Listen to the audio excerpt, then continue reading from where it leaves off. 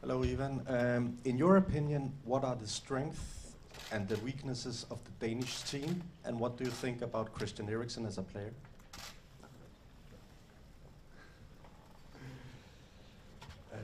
Dobro, ja mislim da stvarno su jako ozbiljna reprezentacija. Nije slučajno da su toliko utakmica sad bez poraza.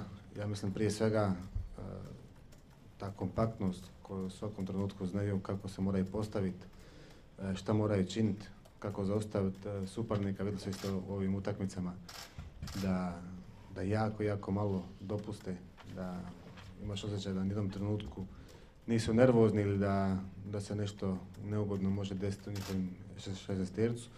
A kasnije naravno gore ima jako brze i neugodne igrače koje je jako teško čuvat.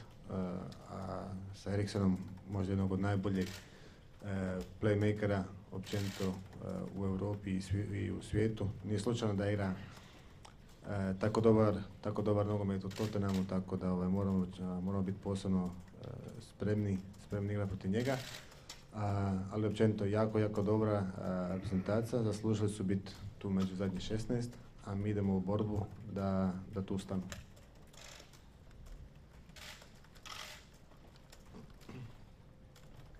Denmark is a very serious team. It's not an accident that they have been on this unbeaten run. They are very compact, they know what to do, they know how to stop the opponent. They allow very little opportunities to score for the opposing team. They're never nervous, and they can be very dangerous in the attack. They're fast, and they have Christian Eriksen, who is among the best playmakers in Europe and in the world. He's playing excellent in Tottenham, so we have to be ready to play against him. So Denmark deserves to be here, and we need to do everything that we can to stop them, if possible.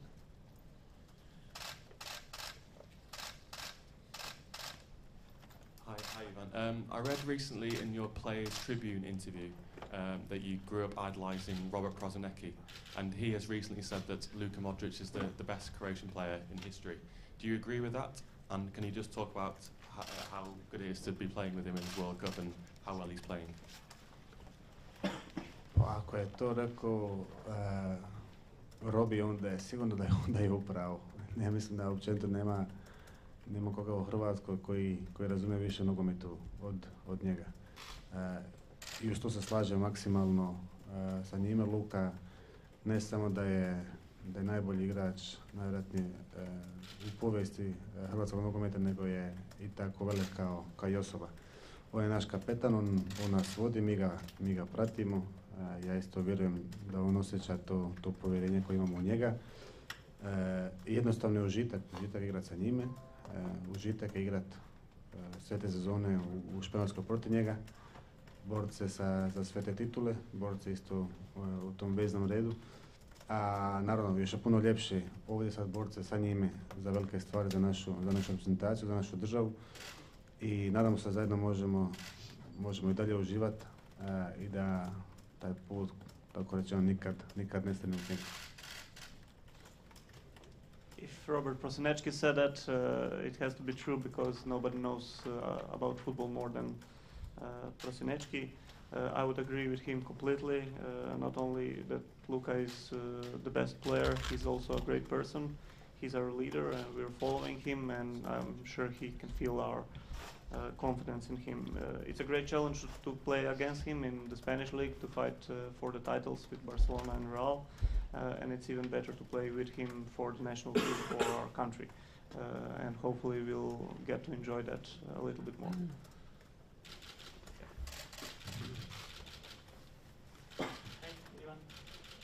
From the Spanish news agency. I would like to know your opinion about your mates in Barcelona, Lionel Messi and Yerry Mina. Messi struggled with Argentina to reach the knockout phase, and Yerry scored yesterday a goal. And I would like to know if it's possible, after you answering in Croatia, and if it's possible to do it in Spanish also. No, not Spanish, only Okay. Croatian. Okay. Pa meni je, kako bih rekao, za sve suigrači iz Barcelone jako drago da budu, ako su uspješni, ako idu pravim putem na ovom svjetskom prvenstvu. Naravno, prije svega kad smo igrali protiv Lea min, tako da u toj utakmici nam mogu mu poželiti da dobro prođe, ali općenito svim mojim suigračima iz Barcelone želim puno uspjeha. Tako mi je jako drago da je Jeri jučer mogao zabiti svoj već drugi gol, da je tako rečeno on odveo Kolumbiju u ovu iduću u osminu finala, tako da je to sve zasluženo. Dobro je radio već sa nama u Barceloni, jako mi je drago za njega jer je odličan dečko, tako da zaslužuje sve, ali općenito svim svojim igračima iz Barcelone želim puno sreće. Jedino kad igraju protiv nas, protiv mene, onda je bolje da ne prođe tako dobro. In general, I wish success to all of my teammates from Barcelona, except when they're playing against Croatia. I'm glad that he scored a goal and led Colombia into the next round. He worked really hard with the team during the last year, so he deserves everything good that happens to him. And again, I wish good luck to all Barcelona teammates, except when they're playing against myself and Croatia.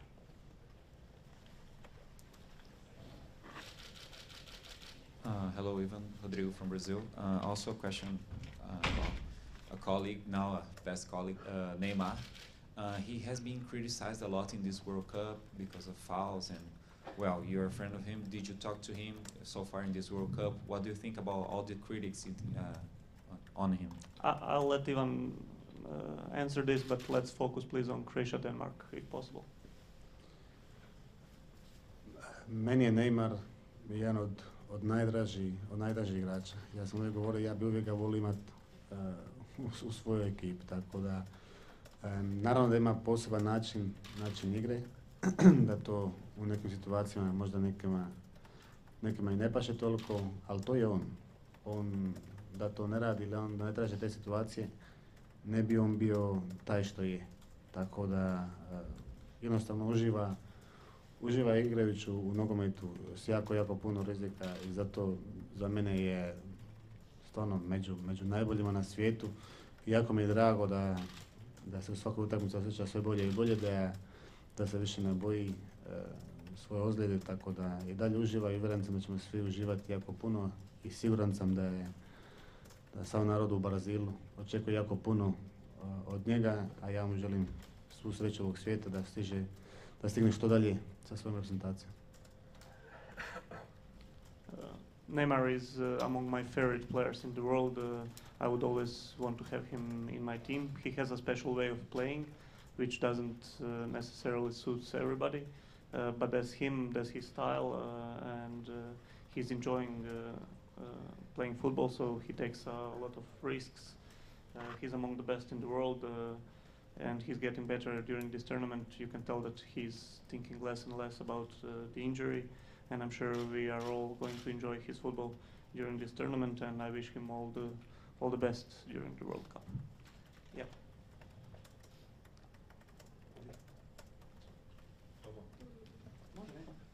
One more question. Is every game now is potentially the last one for the golden generation of this Croatia team? Is that a motivation for you to not sort of say goodbye to this group and to keep carrying on? Pa ne znam je li to zadnje ili nije, to ćemo vidjeti još. Jedino što želimo je da nastavimo naš nogomet kao i do sada. Mislim da idemo jako pozitivnim putem, da imamo atmosferu, da je stvarno fantastično, da se borimo, da se bacamo na glavu jedan za drugoga i to je jednostavno naša snaga. Mi želimo nastaviti našim putem i to nam je najvažnije, sad uživati i dalje u ovom trenutku, za ovu utakmicu i onda ići korak po korak. Vidjet ćemo šta će biti. Naravno da želimo da se naš put nastavi, a i kad završi ili kad stane ili ako Bog da dođe ta prilika da dignemo taj pehar, a onda ćemo svi razmisliti. Ja mislim da se onda možemo i svi povući, onda nema problema.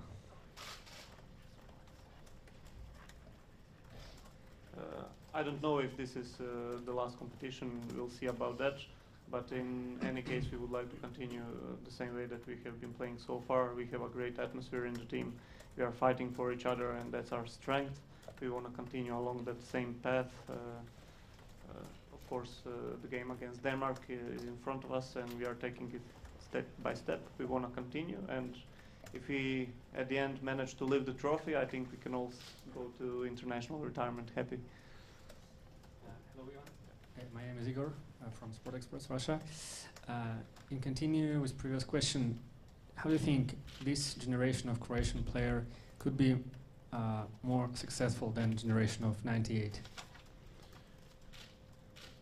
Pa ja mislim da svi znamo da Vatrin 98. da su to naše idole, da su oni, tako rečeno, sve za nas, da su oni nama pokazali kojim putem moramo ići. Ali sav respekta prema njima, sad njih moramo zaboraviti. Njima svaka čast što su napravili. Imamo ovdje isto Dražena Ladića koji je direktno bio u svim tim utakmicama jako bitan. Ali sad to moramo zaboraviti, ostaje za sebe, to je sad prošlo, mi želimo ispisati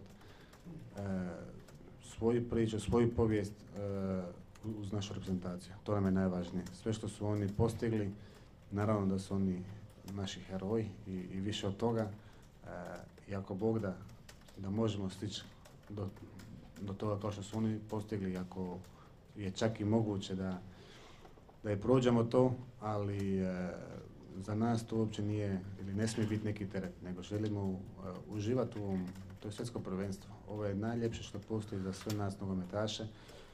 Želimo pokazati cijelom svijetu da Hrvatska ima prave nogometaše, pravu reprezentaciju, da živimo za naš dres. To želimo isto sada dokazati protiv Danske. Jednostavno da dalje uživamo, iako je jedno moguće za neki 20 godina da onda pričaju o našoj generaciji, a ne više od 98.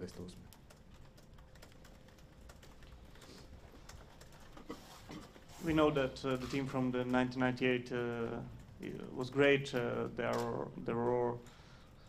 They were all our idols, and they showed the way for each Croatian team afterwards how to do it. But at this point, we need to forget about them.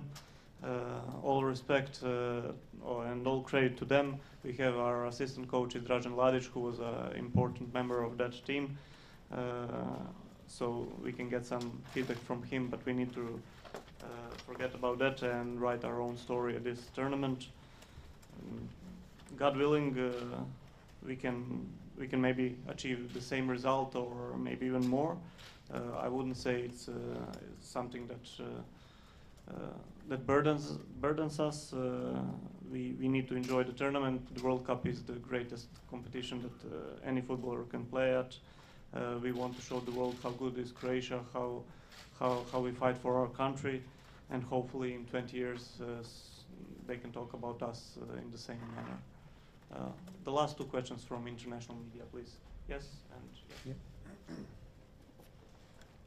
yeah. Ivan, you play now alongside Modric, and you have been playing several years with Andres Iniesta. I would like to, if you can explain in which things they are similar, in which things they are different, or what have you been learning of both of them playing alongside during these years? Pa dobro, ja mislim da je jako teško uspored Luku i Andresa. Prije svega jedino što mogu reći da čini da su jedan i drugi s drugog svijeta došli, da igraju sa nama nogomet. Imao stvarno tu čast da sam imao u klubu kao reprezentaciji dva možda najveća igrača na svijetu, na njihovim pozicijama. Tako da stvarno užitak je da sam s Andresom bio 4 godine, da ga vidiš svaki dan, a sad skoro 11 godina s Lukom reprezentacije. To je, kako bih rekao, ne samo da uživaš i da učiš svaki dan sa njima, nego to je najljepše što se može desiti. Da ti možeš zastaviti jednu momčad, uzeo bi jednog i drugoga sebi. Tako da sam stvarno sretan i zahvaljujem se dragom Bogu što sam dobio tu priliku da toliko puno toga mogu doživjeti sa njima. S Lukom nadam se da još nije gotovo, jer želimo zajedno još i puno više. S Andresom, nažalost, je se krenuo svojim putem u Japan, ali ostalo stvarno jako, jako posebno i naravno da želim jednom i drugom sve najbolje, jer su za mene više nego svi igrači. S Andresom imam prijatelja za cijeli život, on mi je bio najbliži u Barceloni, a sa Lukom, da ne govorim, tu smo 11 godina zajedno i vidim ga, rekao bi, kao jednog starijeg brata za kojeg navijam uvijek kad ne igramo jedan protiv drugog.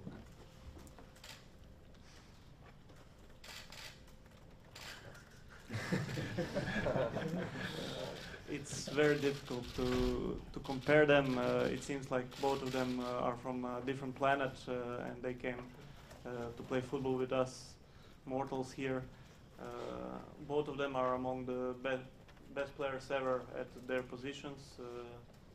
It has been a great honor to play with Andres for the last 4 years in Barcelona and with Luka for the last 11 years in Croatian national team. So you try to enjoy it as much as you can, to learn from them.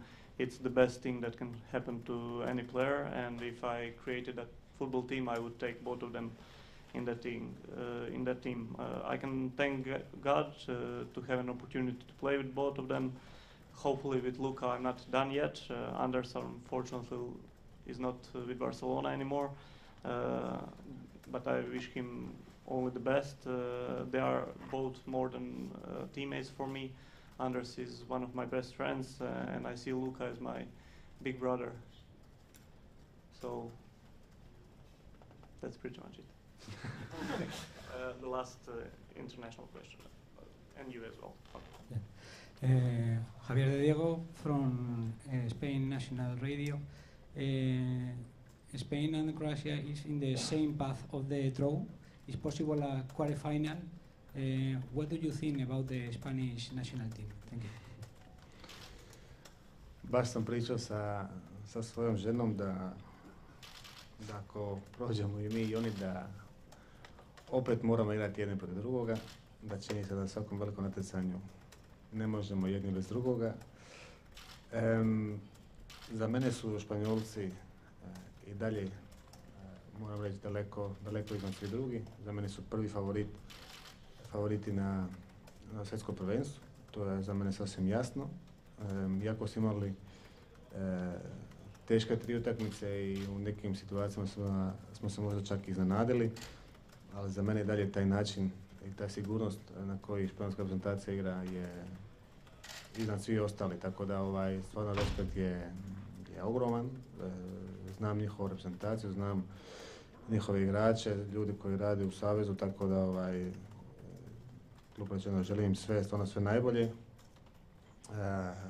i da ako i prođu, da im je dosta do četvrtfinale. Ja mislim da su svi malo umorni, da bi im dobro došlo malo i odmora, da onda odmore, ali tako opet imam jako puno prijatelja, tu želim im sve najbolje, a naravno za mene prije svega je moja Hrvatska i ja bih volio da igramo sa njima, da dobijemo tu priliku, ali prije toga imamo mi težak posao sa Danskom i on tako sa Rusima i bit će stvarno jako interesantno pogledati opet ove utakmice.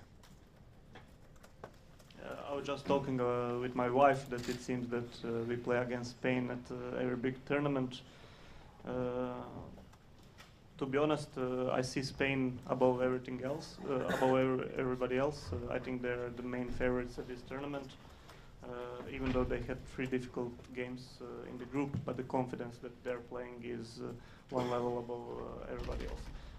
I know them very well, I wish them all the best, but hopefully quarterfinals would be enough for them. I think they're a little bit tired and maybe they could use some rest if they're playing against Croatia in the quarterfinals. I have a lot of friends in that team, and for me, obviously, Croatia is above everything else. And if we both manage to beat Denmark and Russia, which are going to be tough games, we are going to enjoy that encounter with Spain. Last international question. Hi, Ivan. Countries are really synonymous with players, so with Argentina we always hear about Messi, Brazil, Neymar. For Croatia it is yourself and Luka Modric, so there's a lot of pressure, a lot of expectation on the two of you to perform. Can I just ask you how you cope with that? given how high the stakes are really, and one bad performance really and the team goes out. So there is a lot of pressure on you and Luka to carry on performing at the high level that we've seen so far. Taj pritisak je uvijek tu, ali ja sam od početka do kad smo došli, zapravo od kad smo se okupili svi zajedno u Zagreb, kad smo krenuli u Rovinj, uvijek rekao isto, moramo zajedno uživati. Uživati ovom, to je svjetsko prvenstvo, to je najveće i najljepše natjecanje koje postoji. Da mi igrači možemo birati, mi bi igrali svake godine svjetsko prvenstvo. To je najljepše što postoji. Da je taj pritisak tu, naravno, samo moraš ući malo u internet, pogledati koliko je ljudi u cijeloj Europi, da budemo iskreni, u cijelom svijetu, koliko Hrvata na ulicama, na bilo kojem trgu koji se okupe, koja je to stvarno fantastično. Vidimo snimke iz Njemačke, iz Švicarske, sa svih strana, koliko to veselja, koliko je to podrške na taj način, tako da kažem. Pritisak je tu i mora biti tu, ali to mora biti u pozitivnom smislu. Mi smo tu da, naravno, da se borimo, da damo sve od sebe, da učinimo svim, ako je ikako moguće, da budu ponosni i sretni i da slave sa nama, ali prije svega uživati. Uživati, biti sretni, moći procijeniti da je ova prilika stvarno velika, fantastična i želimo napraviti ozbiljne stvari zajedno. Zato smo tu, zato smo daleko od naše obitelji, od naših prijatelja i želimo ako je kako moguće na kraju sve to zajedno profeštamo i da budemo zajedno sretni i zadovoljni.